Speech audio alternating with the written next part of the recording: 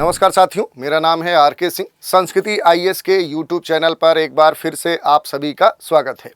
आज अपने इस एपिसोड में एक बड़े ही व्यवहारिक और गंभीर मुद्दे की हम चर्चा करने वाले हैं। जो मुद्दा है वो बच्चों के गोद लिए जाने से संबंधित ये मामला है और टॉपिक है कि क्यों हो रही है देश में गोद लेने वाले बच्चों की कमी। तो यही आज का हमारा टॉपिक है जिस पर हम चर्चा करेंगे। इससे जुड़े हुए जो भी महत्वपूर्ण पहलू होंगे उन पर भी बात करेंगे। ये भी देखेंगे कि अपने देश में वर्तमान में अब नए ऐसे क्या कानून हैं जो गोद लेने से संबंधित है, कि कौन गोद ले सकता है, किसे गोद ले सकता है, ये पूरे कानून क्या है। तो इसकी जो व्याख्या हम करेंगे, इसके विश्लेषण के लिए जो हम आधार बनाएंगे वो द हिंदू में प्रकाशित एक आर्टिकल को बनाएंगे। इस आर्टिकल की बात करें तो ये आर्टिकल कहता है कि over 18,000 adaptation since 2019, only 1,404 children with special need finds home. Though the number of children with special need for adoption has risen, the adoption rate is still significantly low, say activists। ये news, ये article कह रहा है कि 2019 से लेकर अब तक 18,000 से अधिक गोद लिए गए जो बच्चे हैं, उसमें विशेष आवश्यकता वाले जो बच्चे हैं वो केवल क्या है, वो 1,404 हैं। और इतने ही बच्चे गोद लिए गए तो आप समझ सकते हैं कि अपने देश में जो कुल गोद लिए गए बच्चे हैं उसमें से विशेष आवश्यकता वाले जो बच्चे हैं, इनके गोद लिए जाने की जो संख्या है वो काफ़ी कम है। दूसरी अगर बात करें तो कार्यकर्ताओं का ये भी कहना है कि हालांकि अपने देश में गोद लेने के लिए विशेष आवश्यकता वाले जो बच्चे हैं उनकी संख्या में वर्तमान में वृद्धि देखने को मिली है, लेकिन गोद लेने की जो दर है वो अभी भी काफ़ी कम है। और ये भी कहा जा रहा है कि वर्ष 2024 में जो विशेष आवश्यकता वाले बच्चे हैं उनके गोद लेने में भी कमी देखने को मिली है। अब इसमें एक बात और उठती है, या ये कह सकते हैं कि ये आखिर क्या होता है कि विशेष आवश्यकता वाले बच्चे। तो देखिए, अगर बात करें कि विशेष आवश्यकता वाले बच्चों का आखिर तात्पर्य क्या है, तो वैसे बच्चे जो शारीरिक विकास के रूप में, व्यवहारिक स्तर पे, भावनात्मक स्तर पे किसी चुनौती से जूझ रहे हों, या फिर कहें कि उन्हें अतिरिक्त सहायता की आवश्यकता होती है, तो ऐसे बच्चों को ही विशेष आवश्यकता वाले बच्चे कहते हैं। इसमें यह भी एक आंकड़ा है कि पिछले 5 वर्षों की अगर हम बात करें तो अपने देश में विशेष ज़रूरत वाले बच्चों को गोद लेने की दर में उल्लेखनीय वृद्धि देखने को मिली है। यही नहीं, अपने देश में जो गोद लेने से संबंधित जो रेगुलेट करने वाली नोडल एजेंसी कारा है, उसकी अगर माने तो 5 जुलाई 2024 तक भारत भर में बाल देखभाल जो संस्थान है, खास तौर पे विशेष तौर पे वहाँ अगर हम देखें तो विशेष आवश्यकता वाले जो बच्चों की संख्या है वो लगभग 425 है।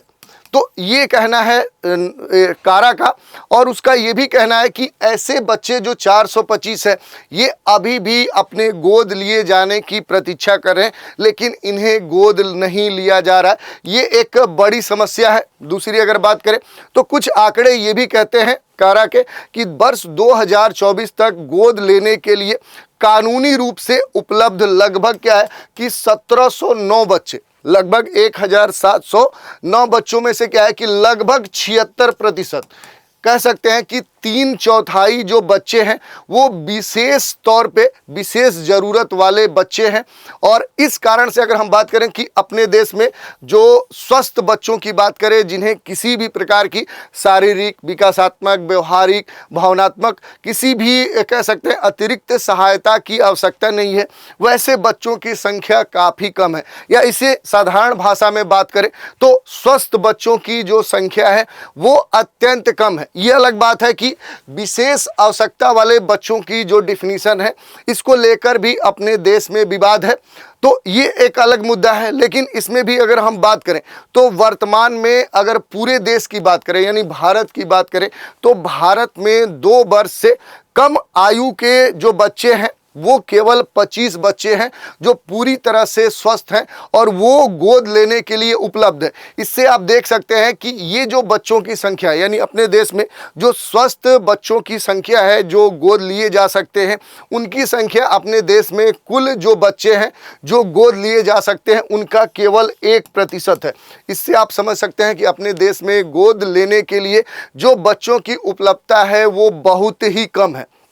यही नहीं, एक आंकड़ा तो ये भी कहता है कि भारत में 19 राज्य ऐसे हैं जहां पर 10 वर्ष से कम आयु के जो स्वस्थ बच्चे हैं जिन्हें गोद लिया जा सकता है उनकी संख्या 0 है, यानी 9 के बराबर है। यानी भारत में जो कुल राज्य है उनमें से लगभग 19 से 20 राज्य ऐसे हैं जहां गोद लिए जाने वाले बच्चों की संख्या है ही नहीं, वहां बच्चे उपलब्ध ही नहीं है।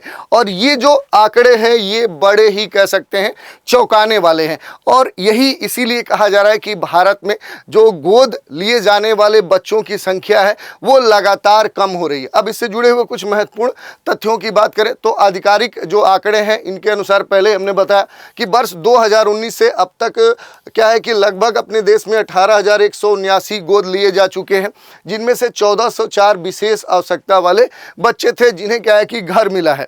और कार्यकर्ताओं ने यह भी बताया कि अपने देश में पिछले 5 वर्षों की बात करें तो खास तौर पे ऐसे विशेष आवश्यकता वाले बच्चों के गोद लिए जाने के जो मामले हैं उनमें खास तौर पे वृद्धि देखने को मिली, लेकिन इनके गोद लिए जाने का जो दर है वो बहुत अच्छा नहीं है। तो इस संदर्भ में आज हम देखेंगे कि भारत में आखिर गोद लिए जाने से संबंधित आखिर कानूनी प्रावधान क्या है, इसकी परिभाषाएं हम देख लेंगे, प्रावधान कौन कौन से हैं, कौन से नियम हैं, और इनसे जुड़े हुए जो अन्य तथ्य होंगे उन पर भी हम चर्चा करेंगे। सबसे पहले हम बात कर लेते हैं कि कानूनी दृष्टि से या कानूनी रूप से क्या है कि जो दत्तक ग्रहण की बात की जाती है आखिर इसका तात्पर्य क्या है, कि किसी भी बच्चे को गोद लिए जाने का तात्पर्य क्या होता है। तो देखिए, अगर बात करें तो ये एक औपचारिक प्रक्रिया है। इसमें क्या होता है कि इसके माध्यम से एक बच्चे को उसके जैविक जो माता पिता हैं, बायोलॉजिकल जो उसके पेरेंट्स हैं, जिनसे अगर बात करें कि जिस महिला से वो बच्चा उसके गर्भाशय से पैदा हुआ है, दूसरा उसका जो बायोलॉजिकल फादर है, उनसे अस्थायी रूप से अलग कर दिया जाता है। दूसरी बात करें ताकि क्यों किया जाता है, तो वह अपने दत्तक माता पिता की वैध संतान बन सके।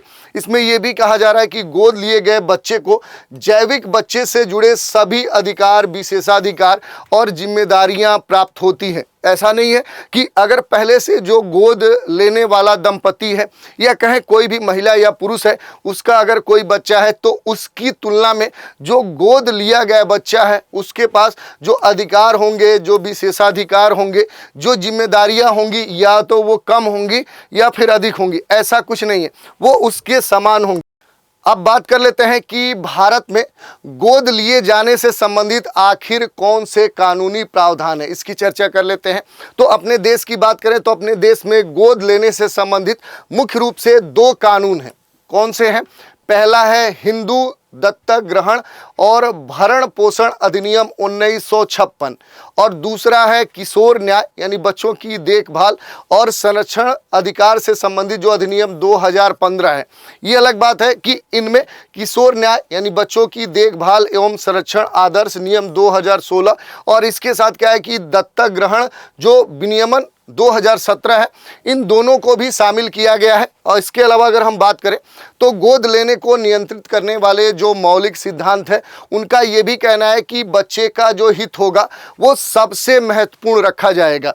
इसमें यह कहा गया है कि बच्चे को भारतीय जो नागरिक हैं उनके द्वारा गोद लिए जाने को प्राथमिकता दी जाएगी। यानी पहले अगर कोई बच्चा है, अगर उसको गोद लेने वाले 2 दंपति आते हैं या कोई भी व्यक्ति आता है, जैसे अगर उसमें से पहले कोई एक भारतीय है, दूसरा अंतर्देशी है या वो देश के बाहर का व्यक्ति है, तो प्राथमिकता भारत के जो नागरिक हैं उनको पहले दी जाएगी। इसके अलावा ये भी कहा जा रहा है कि जहां तक संभव हो बच्चे को उसके सामाजिक सांस्कृतिक परिवेश में रखने के सिद्धांत को प्राथमिकता दी जाएगी। यानी मान लिया कि अगर जो बच्चा जिस क्षेत्र से है, जिस संस्कृति से है, जिस परिवेश से है, तो पहले प्राथमिकता ये दी जाएगी कि अगर उसी क्षेत्र से, उसी परिवेश से, उसी संस्कृति से आने वाला जो व्यक्ति होगा उसे गोद लिए जाने में प्राथमिकता दी जाएगी। जैसे अगर उदाहरण की बात करें, अगर दिल्ली में कोई बच्चा है जिसको गोद लिया जाना है, और अगर गोद लेने वालों में से एक व्यक्ति दिल्ली से है,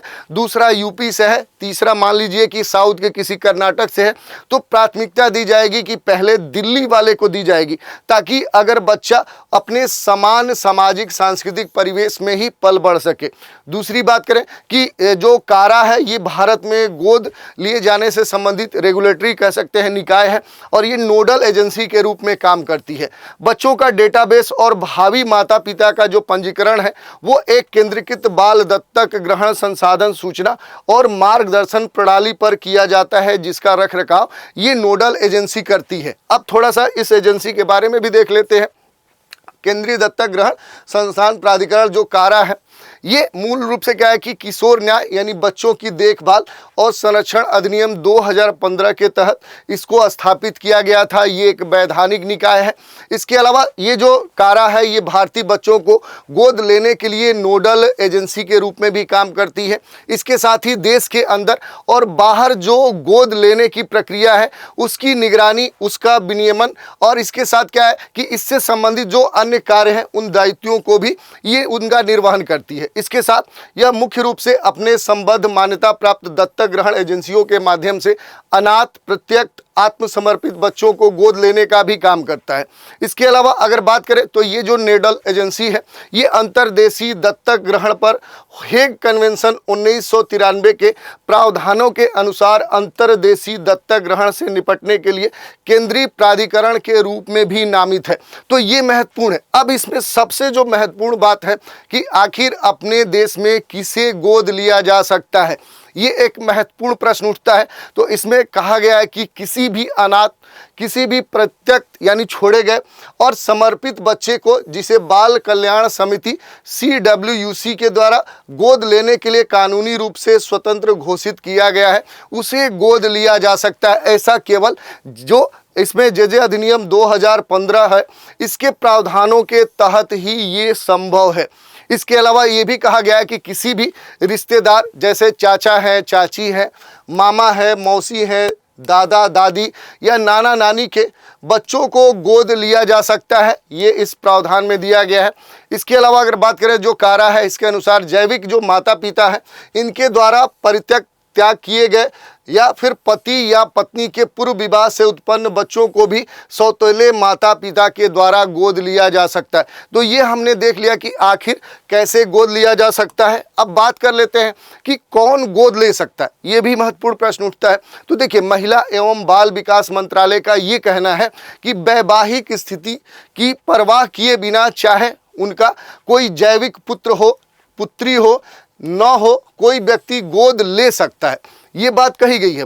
इसके अलावा अगर बात करें तो जो भावी दत्तक या माता पिता है ये शारीरिक, मानसिक रूप से स्थिर, आर्थिक रूप से सक्षम हो, उन्हें कोई जीवन धमकाने वाली चिकित्सा स्थिति न हो। इसके अलावा बात करें तो विवाहित जो दंपति है उसके मामले में गोद लेने के लिए 2 वर्ष का स्थिर वैवाहिक संबंध तथा दोनों पति पत्नी की सहमति आवश्यक है। इसमें देखिए ध्यान देनी बात है, पहला कहा गया है कि भावी जो दत्तक माता पिता है शारीरिक रूप से, मानसिक रूप से, आर्थिक रूप से वो कैपेबल होने चाहिए, सक्षम होने चाहिए। साथ ही उन्हें जीवन में कोई असाध्य बीमारी नहीं होनी चाहिए, यानी उनको कोई हेल्थ इशू नहीं होना चाहिए। दूसरी बात कही जा रही है कि विवाहित जो दंपति है, अगर कोई मैरिड कपल है, उनके मामले कहा जा रहा है कि गोद लेने के लिए 2 वर्ष का उनका स्थिर दाम्पत्य होना चाहिए। और दोनों, ऐसा नहीं है कि अगर पति कहता है कि मैं गोद लेना चाह रहा हूँ और पत्नी कहती है कि नहीं गोद नहीं लेना है, तो ये जो स्थिति है ये संभव नहीं है। दोनों की सहमति से ही गोद लिया जा सकता है। दूसरी बात है, जबकि एक अकेली महिला किसी भी लिंग के बच्चे को गोद ले सकती है। अगर कोई सिंगल वुमेन्स है वो क्या कर सकती है, चाहे वो मेल बच्चा हो, फीमेल बच्चा हो, दोनों को गोद ले सकती है। लेकिन यहाँ एक्सेप्शन है, अकेला पुरुष किसी भी लड़की को गोद नहीं ले सकता। ये खास तौर पे बात की गई है या ये प्रावधान बनाया गया, ये लड़की की सुरक्षा को ध्यान में रखते हुए ये कानून बनाया गया कि अगर कोई सिंगल कह सकते हैं कि आदमी है, मैन है, तो वो क्या है कि किसी भी लड़की को गोद नहीं ले सकता है, उसके लिए वो पात्र नहीं है। ये ध्यान देने वाली बात है। इसके अलावा ये भी कहा गया है कि बच्चे और भावी दत्तक माता पिता के बीच न्यूनतम आयु का जो अंतर है वो 25 वर्ष से कम नहीं होना चाहिए। ये भी एक महत्वपूर्ण बात कही गई है।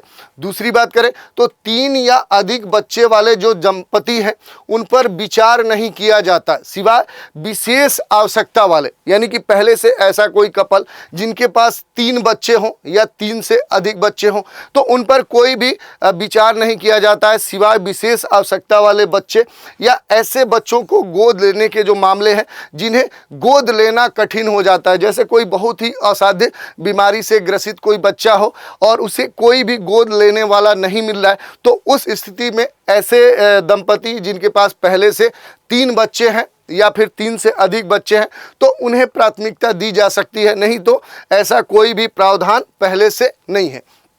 अब बात कर लेते हैं कि भारत में निम्न स्तर पर गोद लेने के पीछे आखिर कारण क्या है। तो देखिए, भारत में बाल देखभाल जो संस्थान है सीसी जो आई है, इसमें रहने वाले अनाथ और छोड़े गए जो बच्चों की संख्या है वो इस समय काफ़ी अधिक है, फिर भी गोद लेने की जो दर है वो काफ़ी कम है।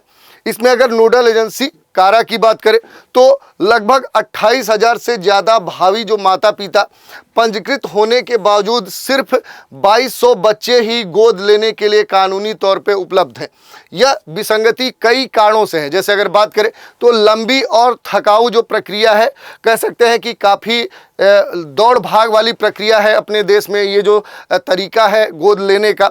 दूसरी बात करें जो प्रणालीगत विलंब होता है, ये भी एक महत्वपूर्ण कारण है। इसके साथ सामाजिक एवं सांस्कृतिक जो बाधाएं हैं वो भी इसमें बड़ा एक रोड़ा बनती है, और विशेष आवश्यकता वाले एवं बड़े जो बच्चों की समस्या है ये भी गोद लेने की जो दर है उसे धीमी कर देते हैं। जैसे अगर बात करें लंबी और थकाऊ प्रक्रिया की, तो कई अपने देश में भावी जो माता पिता हैं उनको क्या है कि वर्षों तक इंतजार करना पड़ता है गोद लेने के लिए, क्योंकि उन्हें इस बात का कोई आश्वासन नहीं होता है कि वे बच्चे को गोद कब ले पाएंगे। ये एक बड़ी समस्या है।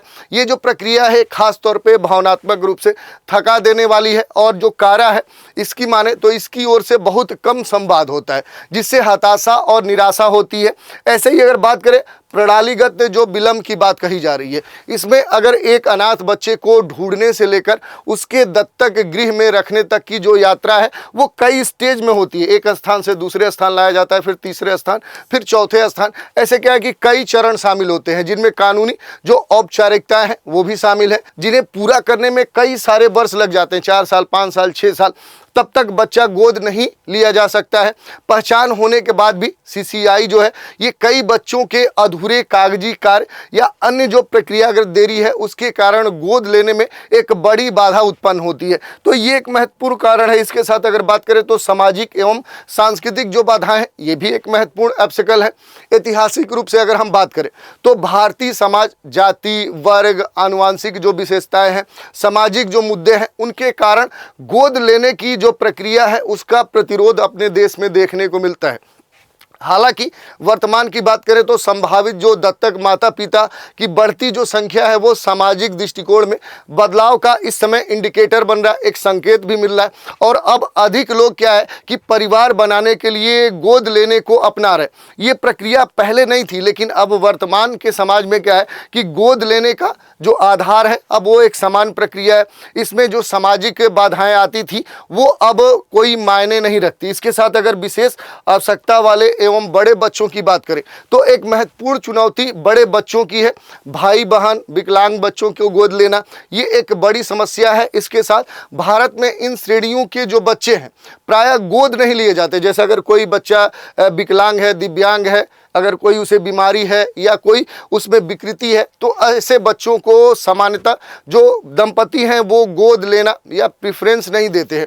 इस कारण से इनके सामने एक बड़ी समस्या है गोद लेने से संबंधित। अब हम बात कर लेते हैं कि ओवरऑल आखिर कंक्लूजन क्या है। तो भारत में गोद लेने के प्रति जागरूकता और स्वीकार्यता पहले की अपेक्षा अब देश में बढ़ी है। फिर भी जो प्रक्रिया है उसमें काफ़ी विलंब देखने को मिलता है। प्रणालीगत जो समस्याएं हैं वो देखने को मिलती हैं, जिनमें तत्काल सुधार की आवश्यकता है और समय पर कानूनी प्रक्रिया सुनिश्चित करने की भी आवश्यकता है। इसके साथ क्या है कि बेहतर कम्युनिकेशन होना चाहिए, संचार होना चाहिए, गोद लेने से संबंधित और अधिक समावेशी दृष्टिकोण होना चाहिए और इन चुनौतियों का समाधान करने और अधिकाधिक बच्चों को घर उपलब्ध कराने के लिए लोगों को आगे आना चाहिए। तो ये मुद्दा था जिसके बारे में हमने चर्चा कर लिया। अब इसी पर एक कह सकते हैं एक प्रश्न की चर्चा कर लेते हैं। आखिर प्रश्न क्या है? तो प्रश्न है, भारतीय बच्चों को गोद लेने के लिए नोडल निकाय के रूप में भारत में कौन कार्य करता है? विकल्प दिए गए हैं, सारा, नालसा, ममता और CWMI। देखिए, इसमें अगर बात करें तो जो सही उत्तर हो जाएगा आपका वो हो जाएगा कारा, जो पहला विकल्प मिसप्रिंट था। तो ये इसका सही उत्तर हो जाएगा। इसकी चर्चा हमने कर ली कि आखिर अपने देश में इस समय गोद लिए जाने वाले बच्चों की संख्या इतनी तेजी से कम क्यों हो रही है, और इसके साथ इससे जुड़े हुए जो भी महत्वपूर्ण पहलू थे उन पर भी हमने चर्चा कर ली। तो आज के इस एपिसोड में इतना ही। नए एपिसोड में एक नए विषय के साथ फिर मिलेंगे, तो आप हमारे साथ बने रहें। इसके लिए धन्यवाद।